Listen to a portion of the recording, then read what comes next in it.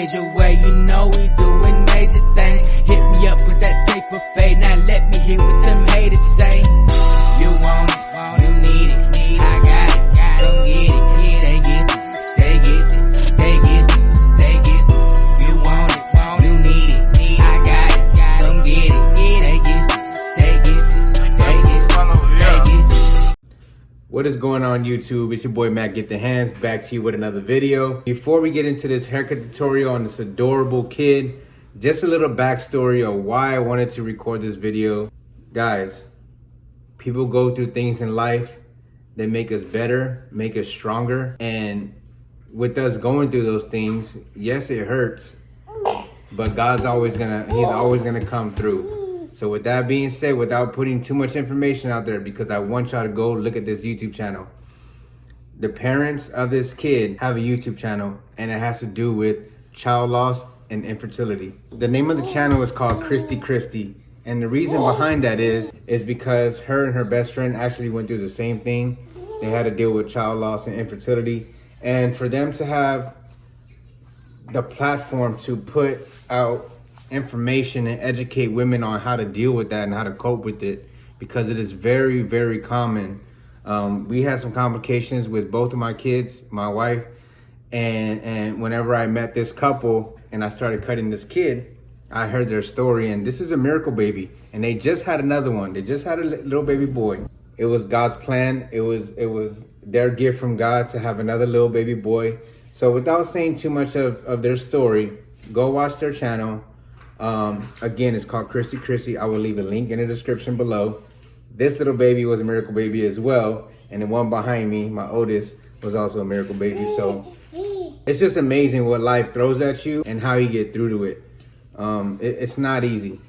And for those that are watching my channel that have kids and understand where I'm coming from and where they're coming from, it really hits home. So watch this video. This is me showing you guys how to be patient with kids when you're cutting their hair. There's a lot of barbers out there that are up and coming that don't accept kids for clients, and I understand that, you know, they move around a lot. The parent would like a nice fade on the sides, and sometimes it's not that easy to do so, but with a lot of patience. Obviously, I got 2 kids of my own, so with me, I think it's more natural for me to cut kids in my chair and how to keep them busy, you know, ask them questions and have fun with them.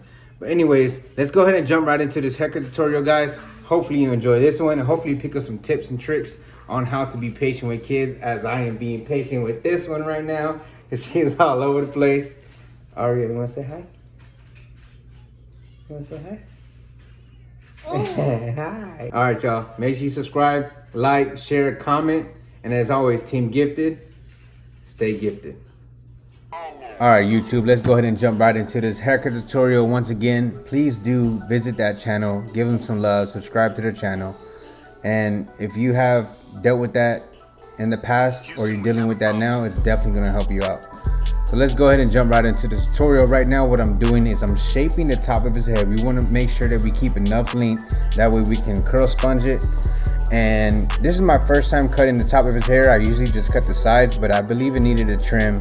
I used my, professional expertise, and I asked the mom if it was okay if we trim the top, shape it up, and she was okay with it. But you're gonna see that right off the back, there's some hair falling to his face. And what I did right here was, because I'm shaping it, I don't want to press down on the top of his head, because then I'll have to re-pick it out.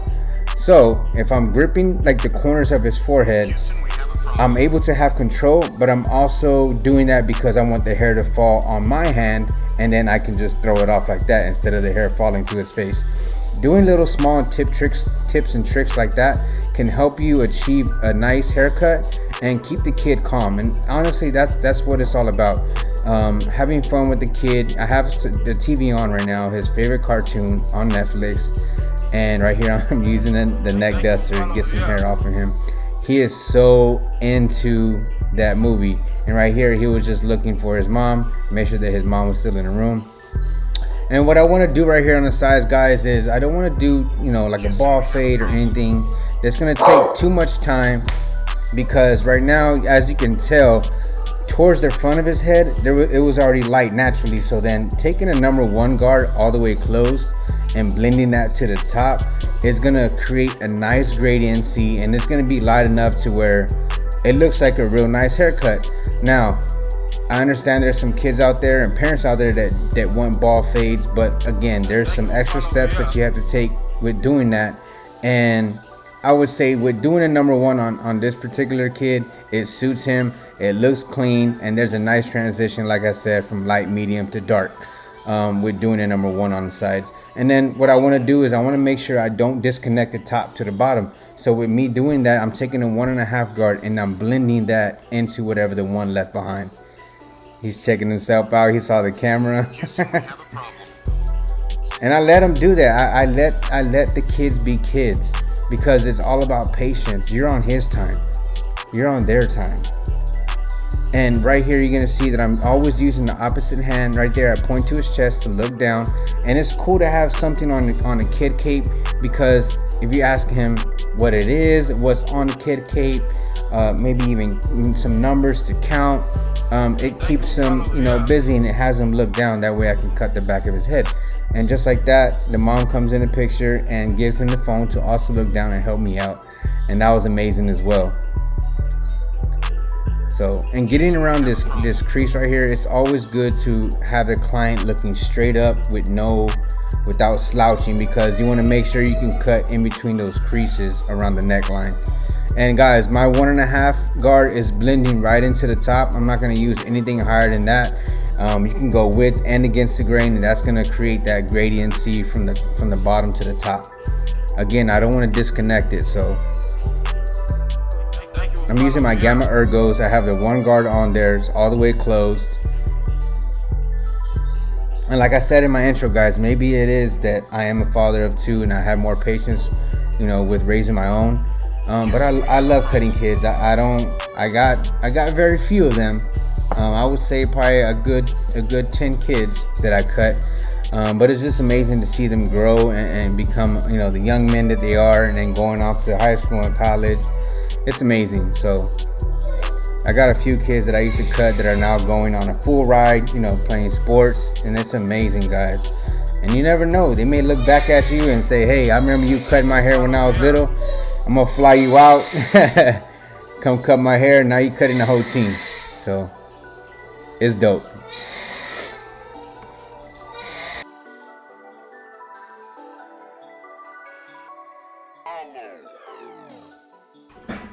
Alright, so right here I went ahead and gave him the neck duster. That way he can get off any hair that's in his face.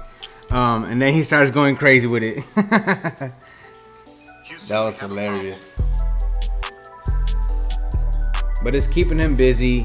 He's happy. He's playing with the neck duster. And right here you're going to see him because he wants to watch his movie so bad. He's trying to move my hand out the way. But after you get through these little tiny obstacles of a kid moving around or okay, my whole thing is if the kid isn't screaming and crying, I'm cool and I know I can control him. But if he's screaming and crying and moving at the same time, then that's when it becomes a challenge. But you got to get down to their level. Let them know that everything is going to be okay. Let them know that you're not there to hurt them. And as you hear my daughter crying in the voiceover right now, what's wrong? Ain't nothing wrong with you? And just like that. Right here we're doing the lineup, guys. I'm favoring the right side corner of that blade. And I'm just giving him nice C cups. You could tell on his previous haircut before that I had his lineup where it's at right now, and you can see that there's no new growth. It wasn't pushed back.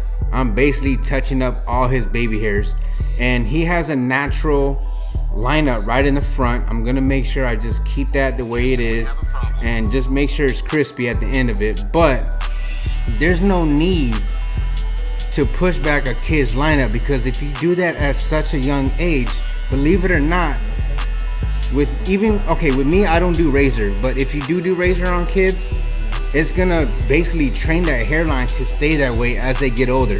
So just make sure, keep that in mind. That's a little nugget for you if you don't know that by now. But just be careful with kids lineups. You always want to line up the baby hair. Now I'm not talking about give him a tiny box in in front of his forehead, but his is proportionate to his eyebrows and his face frame. He has a real thin face frame, so it doesn't look bad. It looks clean on him. And right there, what I'm doing is I'm not applying so much pressure on his cheek area. I'm just more so having control on it, because if he moves or jolts away, then I'm able to pull back my trimmer. What I told him right there was to kind of look at my chest. That way he's not like scrunching his forehead, because then that'll cause his lineup to go up. And you want to make sure that you line it up at its natural state. And right here, guys, this is a finished product. I'm curling the top. He loves his haircut. His parents love his haircut. And guys, hopefully you enjoyed this haircut tutorial. Hopefully you learned something from it. And as always,